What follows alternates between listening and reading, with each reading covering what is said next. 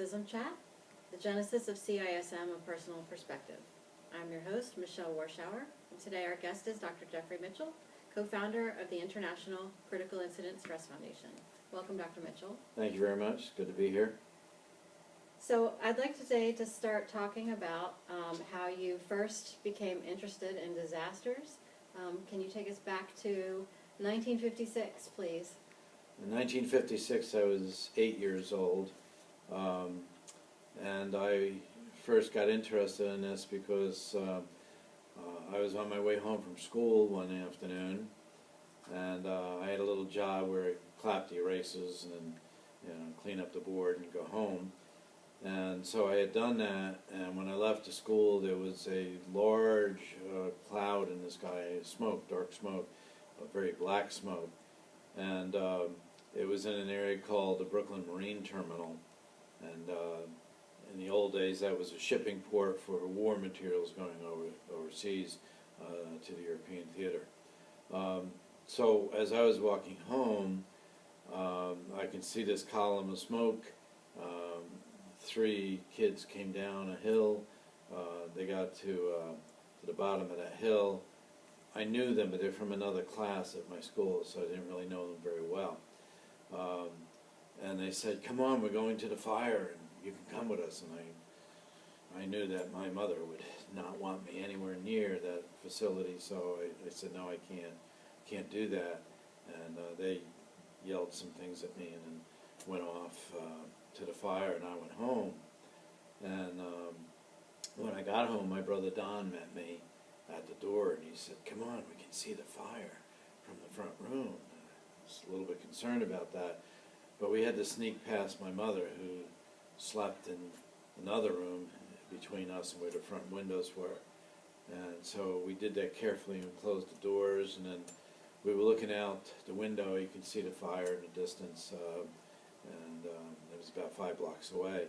And all of a sudden there was a huge blast, just incredibly loud and very difficult to describe the volume of the sound. But we were literally hit with shock waves coming into the windows that we had cranked open, and my brother and I were knocked across the floor, and my mother woke up instantly, and she was yelling at us, "What did you do? What did you do?" And so that made me both interested and anxious about terrible things happening. The 3 kids who had gone down to that fire, they ended up being killed by the blast. They were very close to it, and 2 of them were very badly damaged in their bodies, and so they had closed caskets for them. And the 3rd one was better off, but his internal organs had been crushed by the thing. So that's sort of the beginning of how I got into this, and throughout my later teen years and into adulthood, and even now, I have read disaster. I teach at the University of Maryland a disaster course. So I've had that interest in disaster and disaster management for many, many years. Do you think that had any influence on your career path of becoming a first responder initially? I think it had a lot of influence, and I became a firefighter and eventually a paramedic.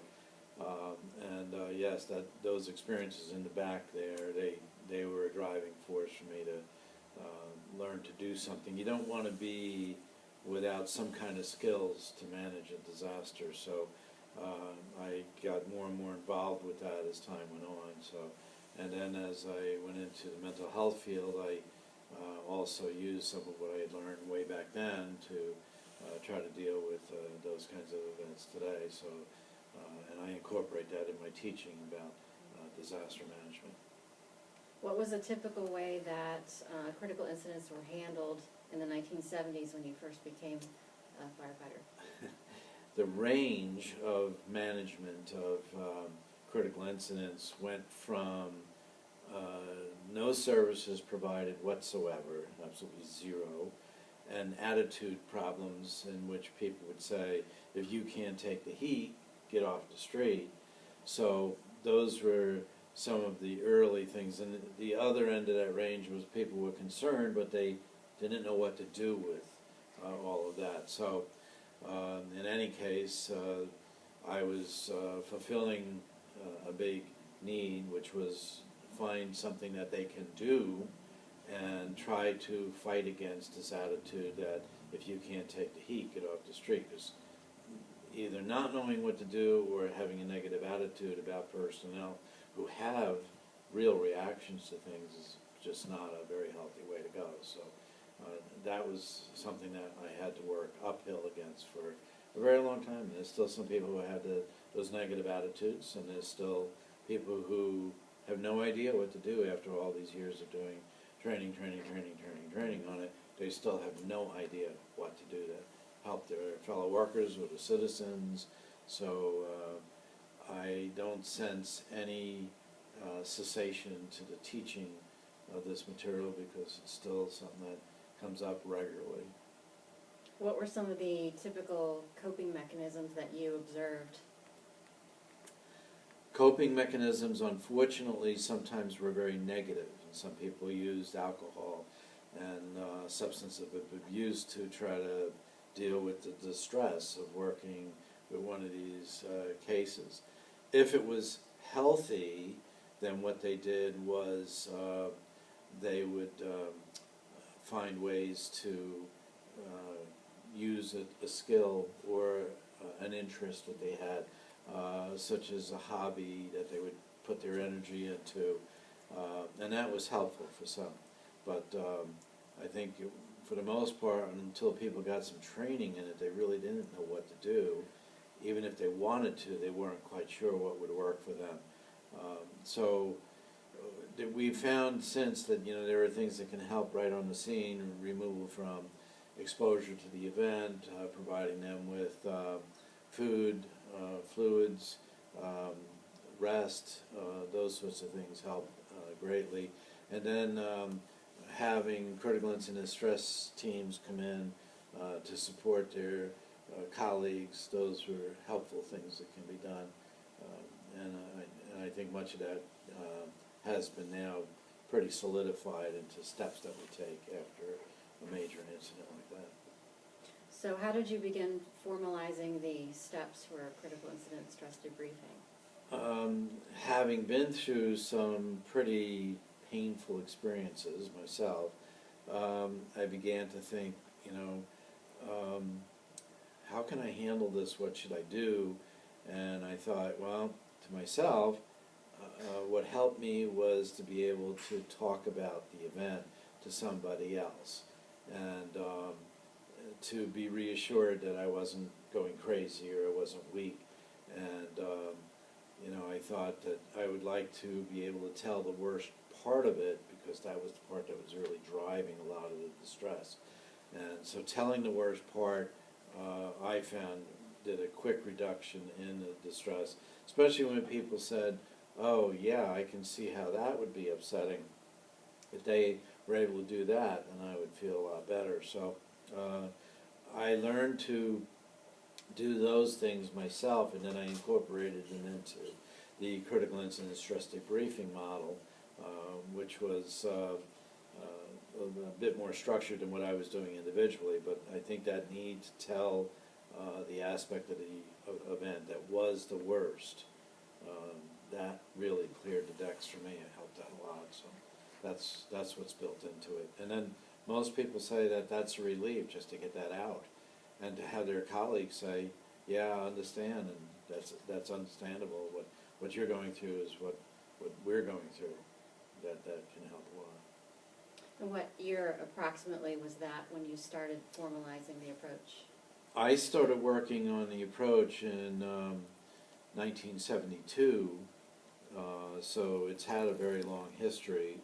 The Critical Incident Stress Foundation, International Critical Incident Stress Foundation, was not even formulated until 1989. So, and the first 9 years, I didn't try to spread it around to people and instruct them on it. The first 9 years, I used to test it to make sure that what was being done was in fact helpful. And I spent a lot of energy after doing these interventions with people, asking them, hey, how did that go?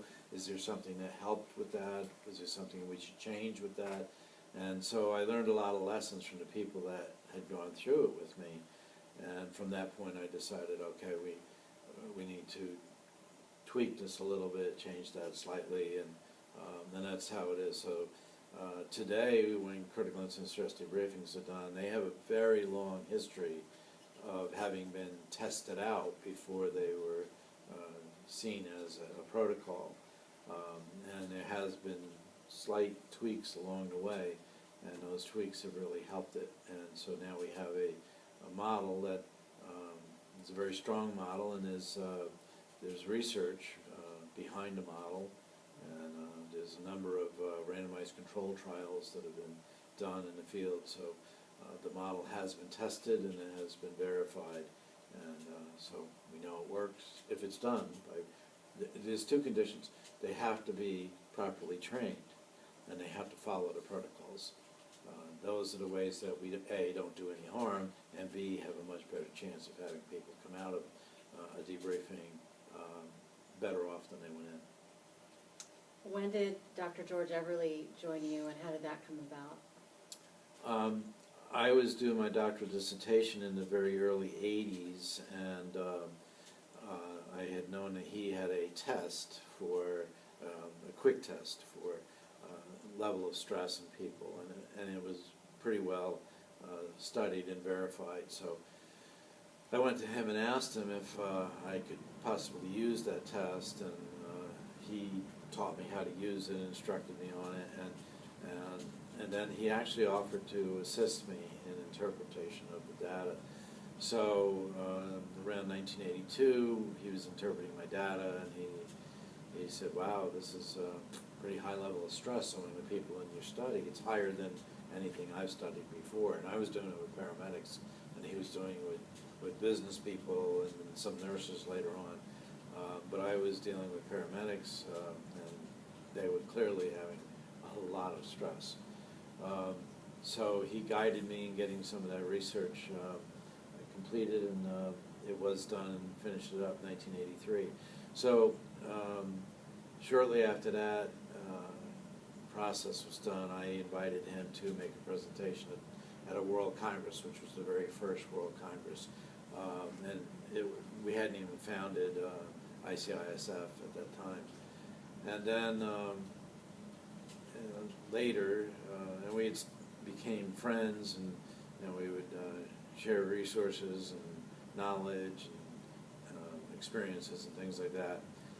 And then somewhere in the late 80s, we had an air crash out in South Dakota, and I was working on that from a distance, didn't have to go there, but did a lot of work over the phone and guided people along with it. And I was away at the time that happened, and when I came back, I had to deal with stuff in Alaska for South Dakota over the phone. So things were very crazy there. And when I came back, Dr. Everly said, we really ought to formulate an international organization to assist people with these kinds of things. And that's how it began in 1989. And George has a great deal of expertise in the ability to do screenings of people. He has a business sense.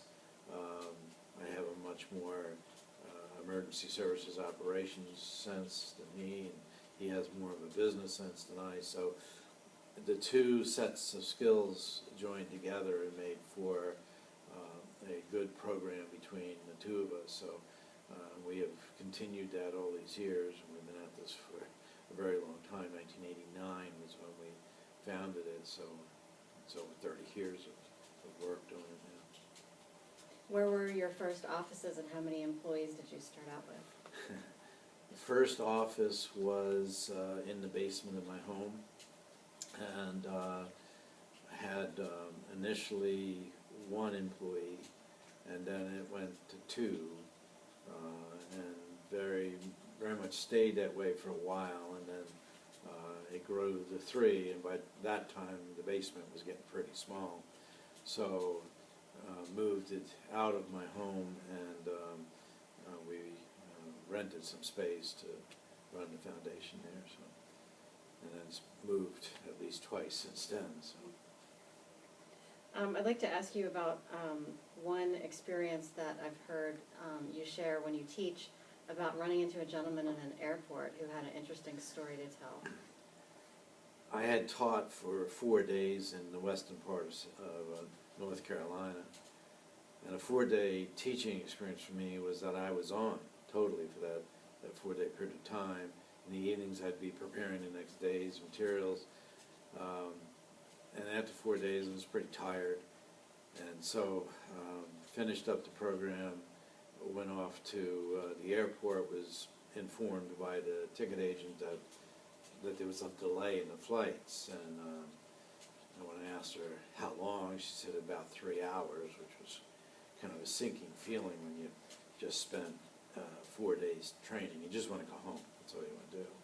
So I went down to the gate. It was a very empty gate. There was about 50 chairs in there, and I wanted to be away from people, and I figured, okay, just read my book, and I'll mind my own business. And this gentleman came in, and he looked around, and he came over to where I was, and he said, "Hi, my name is Phil. What's your name?" And I said, "Jeff." And I didn't really want to engage in a long conversation with anybody. I just wanted to read my book and be left alone. And he then said, "So, Jeff, what do you do?" And I was like, "Oh, boy."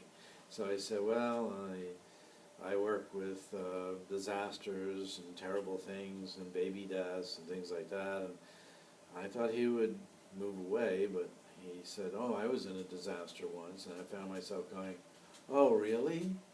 Which one?" And he said, "Well, you're probably too young to remember it, but it happened in 1942, and today's the anniversary." And I said, "Coconut Grove Fire, Boston, Massachusetts." And he said, "Well, how'd you know that?" And I said, "It's my specialty. I work with disaster. I work with crisis." And I said, "And that's one of the ones that I first studied." And he said, "Well, it was pretty terrible, and I was there." And he then started to tell the story, and he got choked up, and I said, "Perhaps you might want to not tell the whole story." And he said, No, I'm going to tell you everything on this because you're the first guy I've ever met who works with disasters, so I'm going to just give you everything." And he went on and on and on, and I can say it was very close to 3 hours when they announced that his plane was leaving, not mine. Mine was still further delayed. And so, and he was at a different gate.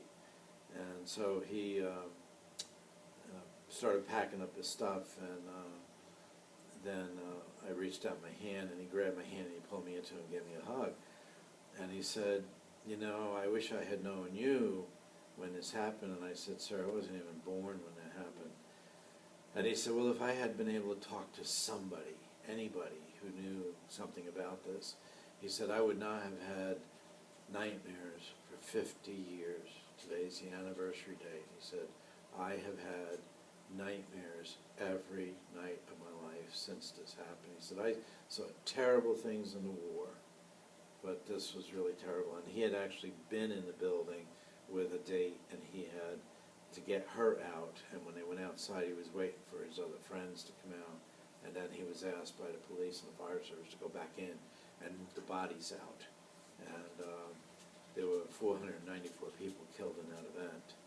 So it had a tremendous impact on him, and he said 50 years after the war, he had nightmares about that, and yet people he'd been in the war with, he had a hard time remembering their faces, but he had details about this traumatic event. And so he talked extensively about that, and you know, as I said, he was pretty teary for part of that presentation to me, but very grateful. And I came up with a statement after that basically says, a trauma is a trauma until some resolution is found. or a crisis is a crisis until some resolution is found. And he had been in a traumatic event, and it stuck with him. 50 years after the war, it was as rich as if it had happened in the morning of my contact with him. So after 50 years, he was unable to get rid of it. It was there. And it was still there, but he had relief of it. So perhaps, and I don't know because there was no follow-up with him, perhaps he found a first door to go through to alleviate some of the distress, because he was certainly much better after he had told the story than he was when we first started talking. His mood was much uplifted after that. And he said, "You're the first person in 50 years I've ever told the story to." So I think that was a way that he was finding some resolution to it. And there may be other steps that he needed to take, but that was certainly a good start. It's an amazing story. Thank you for sharing that. Sure. When you first began the International Critical Incident Stress Foundation in your basement, did you ever envision that the reach would extend all around the world, thousands of people, millions of people probably helped at this point? No, in fact, when I was first asked to do training in it, I was surprised at that, because I'd written it up in an article for the Journal of Emergency Medical Services, and I told the person who was asking about the training, I said, "Just read the article, it's all right there." And he came back to me and he said, "I read the article," and he said, "and the concepts are easy to understand, but the applications are pretty challenging if you've never done it before, so we need guidance on how to apply this stuff." And so then I agreed to do some training, and when I first did it, I had no idea it was going to keep on growing and growing and growing, and that we would have an international foundation, and that we would be active in 32 countries around the world and have approximately 1,500 critical incident stress management teams out there. So all of those things were not expected. It just kept growing and growing and growing from that point. And now we have a strong set of research to back up what we do. All those things, in my first brush with it, I would have never envisioned all those things happening, but they did, and they're still growing, and it continues to grow today, and the membership continues to expand, and so it's a pretty powerful thing. And I do get emails, sometimes cards or letters from people on a fairly regular basis saying that what I did then to them has been extremely helpful and has made a difference in their lives, and that's very gratifying to see that people have made a lot of change and done better than they would have done without some outside intervention. Where do you see the future of CISM headed now? CISM now, I think there will be more expansion into other countries and other organizations in the U.S. where it hasn't expanded yet. I just got a call from a police agency yesterday, and they've had nothing up to this point. Now they're talking about maybe building a team and how to do that. So there's still a lot of work to be done here. I think we've learned a lot of lessons, and I think what I am proud of is that the foundation has learned from experiences of the past, and they've incorporated those lessons into where we are now. And an organization that can't learn lessons from its past experiences, I think, is going to die. And this organization takes what we've learned, incorporates it in. When we started, there was individual services and there was group services. And now we have all kinds of support services that are available when bad things happen in communities. And it continues to grow, it continues to gain new information, continues to incorporate that information. There's outreach to other organizations. There's been shared partnerships with people. We have a very strong relationship with some of our Canadian colleagues now. And there's a joint association between ICISF and the Canadian Critical Incident Stress Management Foundation. So anyway, we've got a lot of stuff still growing there. So I see more growth will be coming.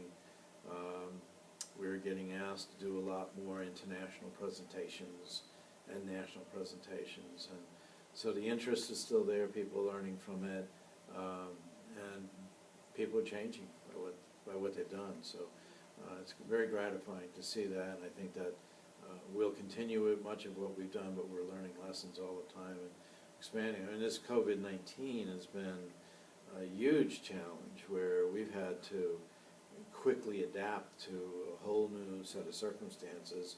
And of course, our courses right now have been temporarily put on hold, at least the classroom courses, but we are doing more online things right now in lieu of being out in classrooms, and we've adapted some of our training to work in an online setting. So I think some of that will continue to grow. There's a lot of stuff that we do in the live training what we need to continue.